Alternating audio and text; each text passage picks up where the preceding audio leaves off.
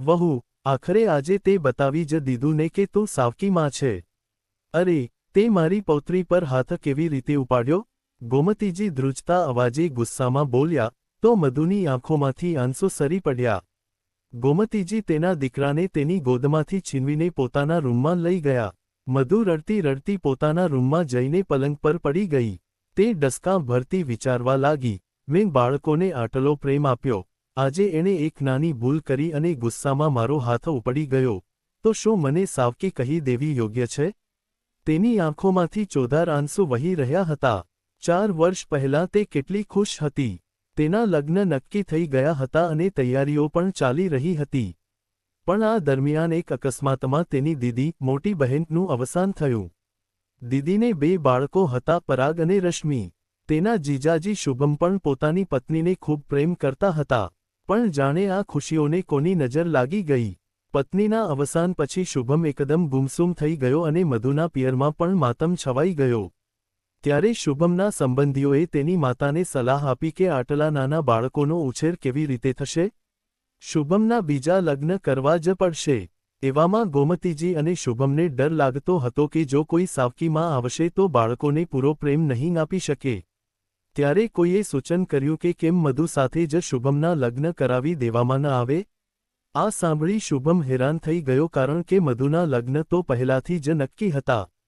પરંતુ ગોમતીજીએ મધુના માતા પિતા સાથે વાત કરી. મધુના માતા પિતા પણ પોતાની મોટી દીકરીના બાળકોના ભવિષ્યને લઈને ચિંતિત હતા, તેથી તેમણે પણ પથ્થર પર હૃદય રાખીને મધુ સાથે વાત કરી. મધુના બધા સપના એક પળમાં ચકનાચૂર થઈ ગયા. સગાઈ પછી તે વિનયને પોતાનો માનવા લાગી હતી, પણ હવે પરિસ્થિતિ બદલાઈ ગઈ હતી. તેણે ઘણું વિચારીને પોતાની ખુશીઓનો ત્યાગ કર્યો અને શુભમ સાથે લગ્ન માટે સંમતિ આપી. લગ્ન થતાની સાથે જ તેણે દીદીની બધી જવાબદારીઓ, સાસુની દવાઓથી લઈને બાળકોના ઉછેર સુધીનું બધું સંભાળી લીધું. પણ શુભમ હજુ પણ તેની નજીક આવી શક્યો નહોતો. તે હંમેશા ખેંચાયેલો રહેતો. તેણે લગ્નની પહેલી જ રાત્રે મધુને કહી દીધું હતું, હજુ પણ તારી દીદીની યાદો મારા દિલમાં છે, તેથી મને નવા સંબંધની શરૂઆત કરવા માટે થોડો સમય જોઈએ. 1 વર્ષ પછી ધીરે ધીરે શુભમ પણ તેની પ્રત્યેની ફરજ નિભાવવા લાગ્યો. પતિનો પ્રેમ મળતા મધુ થોડી ખુશ રહેવા લાગી. સમય પસાર થતો ગયો, પણ આજે સાસુની વાત સાંભળીને તેને અહેસાસ થયો કે શું ક્યારેય આ પરિવાર મારો પોતાનો બની શકશે? ભલે પહેલા આ દીદીનો પરિવાર હતો, પણ મેં તો પૂરા મનથી બધું અપનાવ્યું છે. જો દીદી આ દુનિયામાં હોત અને તે પોતાના દીકરાને લાફો મારી દેત, તો શું મમ્મીજી તેમને પણ સાવકી માં કહેત? ના, કદાચ તેઓ તેમને કંઈ ના કહેત. પણ હું જો બાળકોને વઢું તો મારા પર આરોપ લગાવવામાં આવે છે કે હું બાળકોને પ્રેમ નથી કરતી. તેનું હૃદય તડપી રહ્યું હતું. ત્યારે જ બહાર ગાડી રોકાવાનો અવાજ આવ્યો. તેણે ફટાફટ આંસુ લૂછ્યા. શુભમ ઘરે આવી ગયો હતો. તે ચા નાસ્તાની તૈયારીમાં લાગી ગઈ. એ દિવસ પછી તેના મનમાં એક વિચિત્ર ગભરાટ રહેવા લાગ્યો હતો કે જો તે બાળકો સાથે જરા પણ ખરાબ વર્તન કરશે તો સાસુ સમજશે કે તે બાળકોને પ્રેમ નથી કરતી. સાસુની નજરમાં સારી બનવા માટે તે હંમેશા સાવધ રહેવા લાગી. બીજી તરફ શુભમ પણ તેની તરફ બહુ ઝુકાવ બતાવતો નહોતો, બસ પોતાની ફરજ ઈમાનદારીથી નિભાવતો હતો.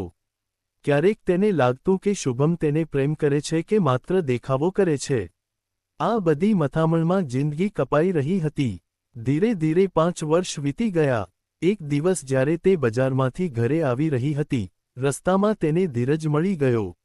ધીરજ તેની સાથે કોલેજમાં ભણતો હતો.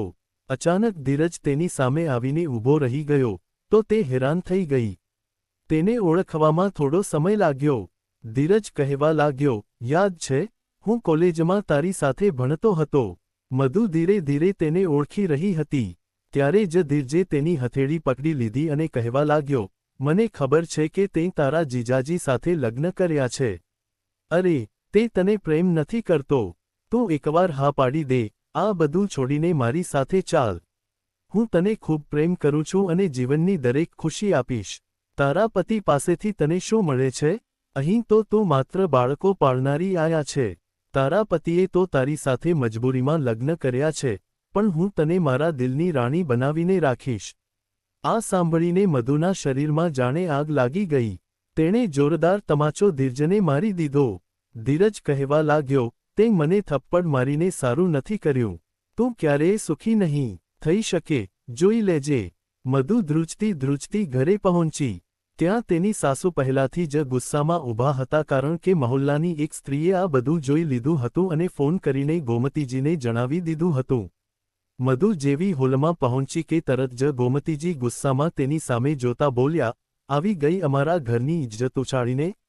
કુલક્ષણી સ્ત્રી, જો આટલી જ આગ લાગી હતી તો મારા દીકરા સાથે લગ્ન કરવાની શું જરૂર હતી? મને ખબર છે મારો દીકરો 2 બાળકોનો બાપ છે તો તારી ઈચ્છાઓ પૂરી નહીં થઈ હોય. મધુ હેરાન થઈ ગઈ. તે ભારે અવાજે બોલી, માજી, મારી વાત સમજવાની કોશિશ કરો, મારી કોઈ ભૂલ નથી. શુભમ પણ ગભરાઈને રૂમની બહાર આવ્યો. બાળકો પણ તેની પાસે આવીને ઊભા રહી ગયા. ગોમતીજી ગુસ્સામાં બોલ્યા, ભૂલ તારી નથી તો શું મારી છે? અરે, મારે આવી ચરિત્રહીન છોકરી આ ઘરમાં નથી જોઈતી. મધુ કહેવા લાગી, માજી, હું ચરિત્રહીન નથી. તે કદાચ મને કોલેજ સમયથી પસંદ કરતો હતો. તે મને કહેતો હતો કે પતિ સાથે સંબંધ તોડીને મારી સાથે ચાલ. મેં તેને થપ્પડ પણ મારી. આમાં મારી શું ભૂલ છે? તેણે શુભમ તરફ કાકૃદી ભરી નજરે જોયું. ત્યારે તેની સાસુ ગુસ્સામાં તેની પાસે આવ્યા અને કહેવા લાગ્યા, અમે આ ઘરમાં તને બાળકો પાળવા માટે લાવ્યા હતા. બાળકો હવે એટલા સમજદાર થઈ ગયા છે કે તારા વિના રહી શકે છે, તેથી તું હવે આ ઘરમાંથી જતી રહે. નહીંતર કાલે તું કોઈની સાથે ભાગી જઈશ તો અમારા ઘરની ઇજ્જતનું શું થશે? મધુ ભારે અવાજે બોલી, માજી, કામ નીકળી જતાં જ હું દૂધમાં પડેલી માખી જેવી થઈ ગઈને? સાસુ ગુસ્સામાં બૂમ પાડી ઉઠ્યા, ચૂપ કર, મારે તારી એક પણ વાત સાંભળવી નથી. પછી તે શુભમ તરફ જોઈને બોલ્યા, જો બેટા, હવે તો તારા બાળકો પણ મોટા થઈ ગયા છે, તું આ કુલક્ષણીને ધક્કા મારીને ઘરની બહાર કાઢી મૂક. હવે તેની અહીં કોઈ જરૂર નથી. મધુ હેરાન હતી. વર્ષોથી તે પોતાની દીદીના બાળકોને પોતાના માનીને બધી ફરજો નિભાવી રહી હતી. તેની સાસુએ તેનો હાથ જોરથી પકડીને ઘરની બહાર કાઢવા માંગતા હતા. ત્યારે જ પરાગ અને રશ્મિ આવીને પોતાની દાદી સામે ઊભા રહી ગયા અને કહેવા લાગ્યા, અમારી માને તમે આ રીતે ઘરની બહાર ના કાઢી શકો. શુભમ પણ પાછળથી બોલી ઉઠ્યો, માં, આ મારી પત્ની છે. મેં તેને માત્ર મારા બાળકો પાળવા માટે નહોતી રાખી કે બાળકો મોટા થઈ જાય એટલે તેને ઘરની બહાર કાઢી મૂકું. શું ભૂલ છે તેની? તેણે કંઈ ખોટું નથી કર્યું. તે છોકરો જો કોલેજના સમયથી તેની પાછળ પડ્યો હતો અને આજે પણ તેણે તેની સાથે બદતમીજી કરી, તો તેમાં તેની કોઈ ભૂલ નથી. ભૂલ પેલા છોકરાની છે. તું તેને આ રીતે ઘરની બહાર ના કાઢી શકે. તે તેને ચરિત્રહીન કહીને મને પણ દુઃખ પહોંચાડ્યું છે કારણ કે તે મારી પત્ની છે. આટલું કહીને તેણે મધુને તેની માતાની પકડમાંથી છોડાવી અને રૂમ તરફ લઈ જવા લાગ્યો. પાછળ બાળકો પણ માને વળગીને ચાલવા લાગ્યા. મધુની આંખોમાં આંસુ આવી ગયા અને તેને લાગ્યું કે તેનો નિર્ણય ખોટો નહોતો. તેણે જે સેવા અને સમર્પણ બતાવ્યું હતું, પોતાના પતિ અને બાળકોને જે પ્રેમ આપ્યો હતો, તે આજે સાચો સાબિત થયો હતો. તેના પતિ અને બાળકો પણ તેને પ્રેમ કરતા હતા, માત્ર તેનો ઉપયોગ નહોતો થયો. ગોમતીજી તો આ બધું જોઈને દંગ જ રહી ગયા.